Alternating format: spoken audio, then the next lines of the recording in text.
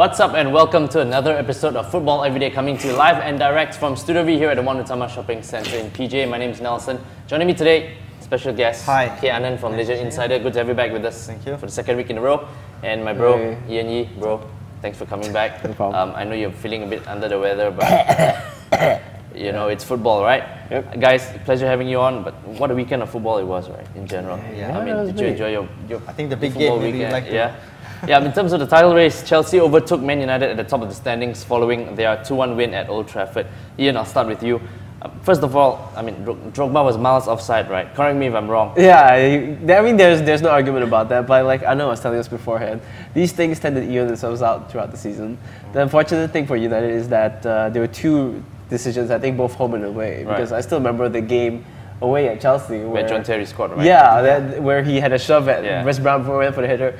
Those kind of things, you get it sometimes, you don't get it sometimes, so, you know, it's just luck. But, right. Yeah. I mean, especially in the first half, you know, United did look a little lethargic, right, I think, compared to the Blues. Munich. But do you think United deserved to be on the losing end on the whole? I thought in the end, after watching the second half, that a draw would have probably been a fair result. Right. I think in the second half, United bossed it much more than Chelsea did the first half. But at the same time, you have to take a look at clear chances. United didn't create too many. And in terms of half chances, then you have to... I can't help but go back to Berbatov. Yeah. There are a lot of those half chances, I think, that a striker that you paid $30 million for would should probably score. Or get it on target. Right, yeah. I think he didn't get a single one of those chances he had on target. There was one really good ball from Park Ji-sung. Yeah.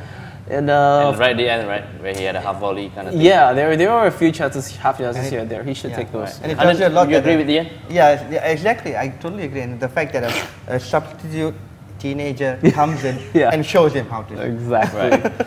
And you just got to do it one way or another. Put the ball in the back of the net. That's not He does everything else but that. That's a problem. Right, okay. And Anand's beloved Arsenal kept up their push for the title thanks to a late goal by Nicholas Bentner to beat Wolves by 0-0 at the Emirates. Anand, many people were expecting Wolves, to kind of get a thrashing, right?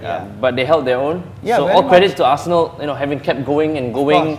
Or do you think Wolves were just kind of unlucky not to have taken a point? Wolves were just very lucky that they had a completely on-form goalkeeper, Marcus Hanneman, who was simply stopping everything from distance. And he was not just stopping those kind of rocket shots from Arsenal players by just tearing it away. He was actually catching the ball. If you watch the match, and it's amazing, he was catching balls which you would expect to just be parried off. So amazing performance by him. We were fortunate that we managed to get that goal. Yeah. Okay, so I mean, how important was that win? Seeing as they really had to make the most out of United losing to Chelsea, After all, so the fact that now we can go almost head to head and hope that the big matches that United have coming forward with Tottenham at home and especially Man City away, considering Man City's form, then it'll really make a difference, I think. And of course, we are playing Man City and we are playing Tottenham as well. Okay, and over at the Stadium of Light, speaking of Sunderland and Spurs, Darren Bent put a dent in his former club's hopes of finishing fourth by helping Sunderland to a 3-1 win over Spurs. Ian, should have been 5-1, right? But bro, who better to prove your abilities to than your ex-club, right? Yeah, I always thought that he's a classy finisher, but he can't hold any grudges against Spurs because there were times where they did give him a consistent run of the team, and he just never quite seemed ready for like a top club. Right. And that's what the Tottenham has always been trying to push towards, with the Berbatovs and with the Robbie Keanes. So he can't really hold too many grudges. But of course, probably shouldn't take any more penalties, right? Come on, 3 out of. Unless there's a beach ball somewhere there, maybe. And then very quickly, I mean, you think Bent is good enough for England? I don't think so, definitely. I mean, look, he's a 20-goal striker. Not Bent. No? Definitely Bobby Zamora over Bent? Zamora, I would prefer Zamora. Maybe, He has a role to play with the big, strong guy up front, Alright guys, great stuff, but it is time for our very first break here on the show, so we'll be right back with more football chat and banter on Football Everyday, brought to you by Maybank Premier Accounts, so we'll see you soon.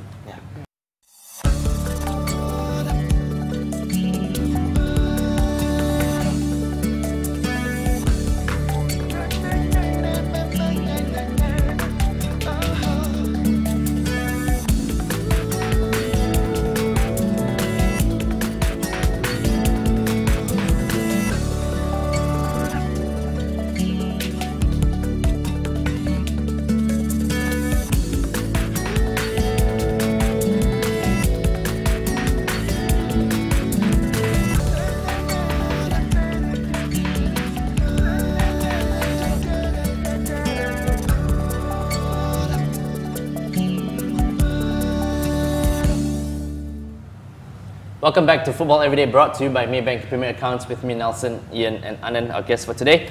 Guys, moving on very quickly with the weekend's results, right? Liverpool did themselves no favours by only managing a 1-1 draw at Birmingham. Anand, last week you said you don't see the Reds being able to grab the coveted 4th spot, right? So it looks like you might be right based on that performance. It's almost a sure thing now already that they will be making 4th. In fact, it would be lucky if they get even 5th. Right. Yeah. What do you think? Was it Benitez? Was it the team? Was it Gerrard? Was it Torres? They just don't have the drive that you would expect them to have. It's a weird thing, but maybe they don't feel like playing for Benitez. That's all. Right. Away from home this season, Liverpool have been terrible to say the least. Right. Yeah. They've scored like a miserly amount of goals, and they let people equalize. Benitez takes out Torres when it's 1-1. Yeah. So, what do you make of that, bro? Yeah, it has to come down to Benitez, right? I mean, you can't make this stuff up, you know. Yeah. Your team is like 1-1, you know. City just trashed Burnley 6-1, you know, to put themselves in the hit for 4th spot, and Benitez goes and takes off Torres, puts on Ugo, who misses 2 glorious chances, and then he puts in Akulani finally after paying 20 million for him, and he blocks a goal-bound shot. Oh yeah, that was weird. How do you make that stuff up? Yeah. So it only falls to one person, it's Benitez. Not much to say about Liverpool there. Okay, speaking of Man City, they now find themselves in 4th place, courtesy of their 6-1 thrashing of Burnley. Yeah. So Ian, you think City will come good over Spurs and Liverpool, you think? I think so, yeah.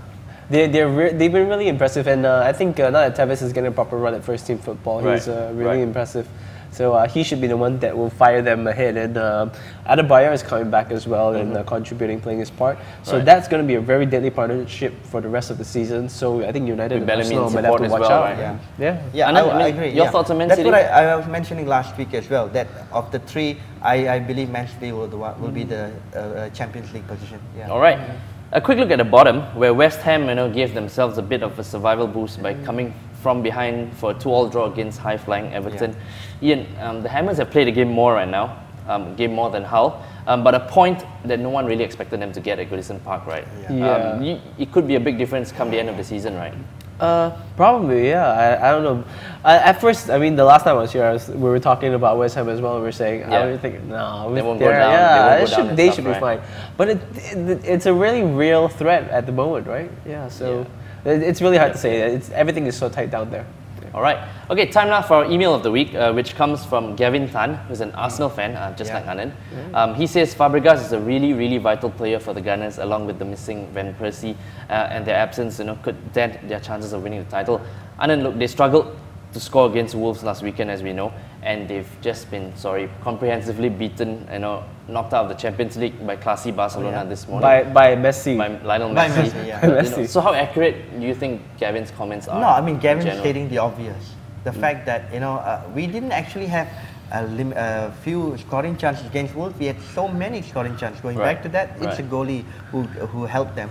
But so I do believe the guys have got the strength in that, they got the motivation, the incentive to really go all the way. Right, but what do you make of putting away chances? I mean, your Eduardo's compared to Van Persie if he was fit, right? Yeah. No, they have all had their big misses. Come on, Ibrahimovic last week against Arsenal right in front of goal. They all had their off days as well. If they can score a few, I mean, they can. And the beauty of the Arsenal team, they all have a few players who can score. It's not dependent on one player like Manchester United. Yeah, I think a lot of people have this misconception that Arsenal don't have strength in depth. If they had lesser injury worries, they actually have a pretty good squad. Wenger is having to leave out players like Nasri. You're having to choose between Rosicky or Nasri, and players like Song and Diaby are fighting for a central midfield. There's Danielson in there, Fabregas is in there as well, Walcott, Aaron Ramsey is there. So they have a lot of players. Van Persie's been injured for almost all the season. So and then there's Eduardo and Bentner. So it's a bit unfair. I think sometimes there is a psychological thing there going on. That they think some of these players don't think that they're big enough for the biggest stage. But actually they have the talent and they have the squad depth. All right. For the great email, Gavin, you've picked up a nice prize courtesy of Football Everyday, and if you're a Maybank account holder as well, you'll also take home a Maybank pack consisting of a Maybank bag and an Adidas Premium. To write to us, just like Gavin did, drop us a line at football@thestar.com.my. Time now for our second and final break on the show, so we'll see you real soon on Football Everyday, brought to you by Maybank Premier Accounts, so keep it locked on.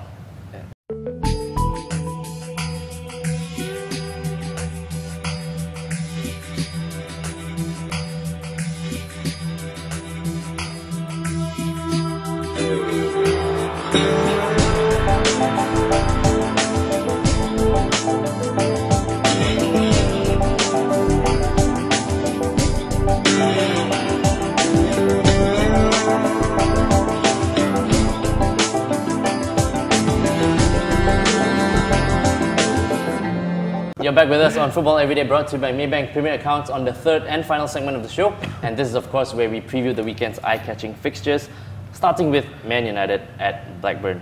Ian, in what has been a massive week for United, right? This league match at Blackburn will again come on the back of a difficult European tie against Bayern Munich, tomorrow morning. So, what do you think Fergie is going to do to get the much-needed 3 points at Ewood Park? Yeah, I think from now until the end of the season, every game is going to be the strongest 11. There's no talk about resting players anymore.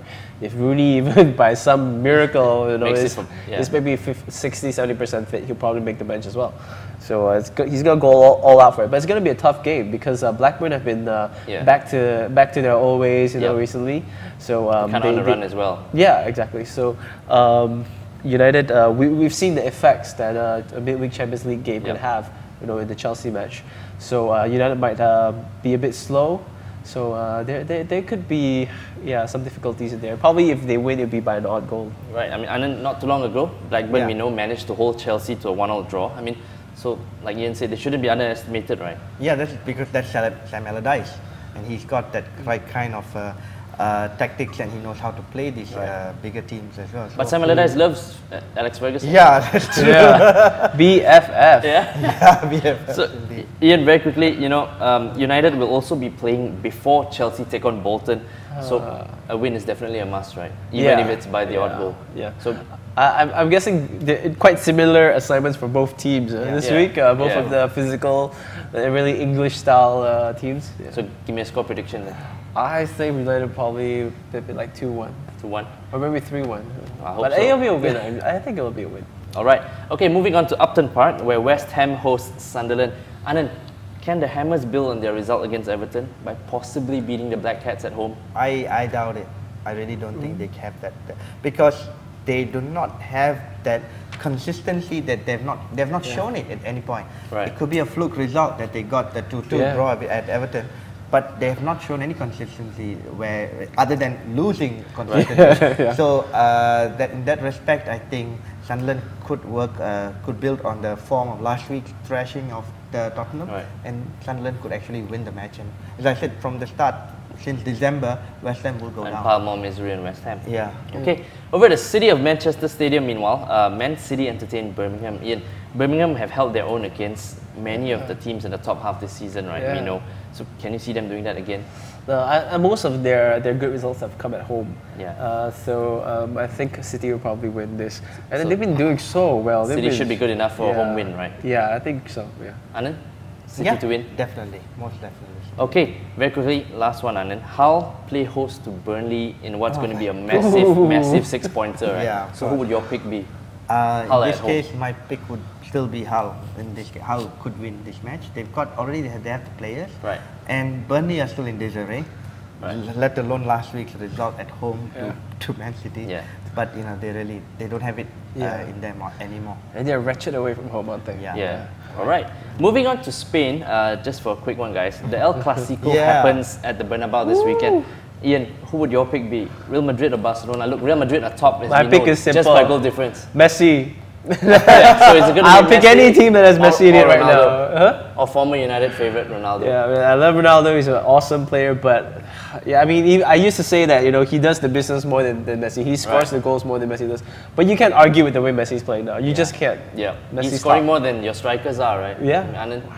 Again, it could be tight. It's being played at Bernabeu, right? Oh, yeah. Honestly speaking, I prefer Barcelona to win that. But I do have a sneaky feeling that Madrid could surprise them. Madrid can surprise them. Wow, differing opinions there. I'll tell you what, I'm looking forward to that one. Nice one, guys. So just before we leave, as usual, today's Football Everyday fun fact is in fact on Barcelona's 4-goal hero, Lionel Messi.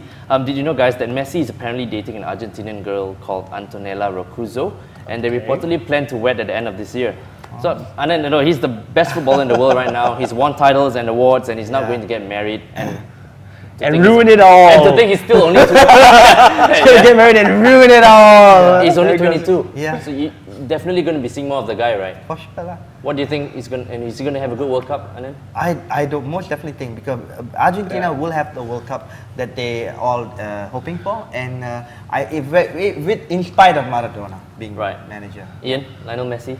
Yeah. We were just talking about it earlier, and It'll take a really, really bad manager to make Messi play terribly now. Football, right? Yeah, it'll take a really, really bad manager. You have to be like rooting for the other team to do that. Yeah. So I think Argentina have to be one of the favorites, as just on the basis of Messi being alone, in that right? team. Right. All right, guys. Cool. Great stuff as usual. Pleasure having you on the show. Thank Hope you to again. see you next week, You too, bro. We'll come back soon. Yeah. Till then, that's all the Football Chat and Mentor we have for you this week.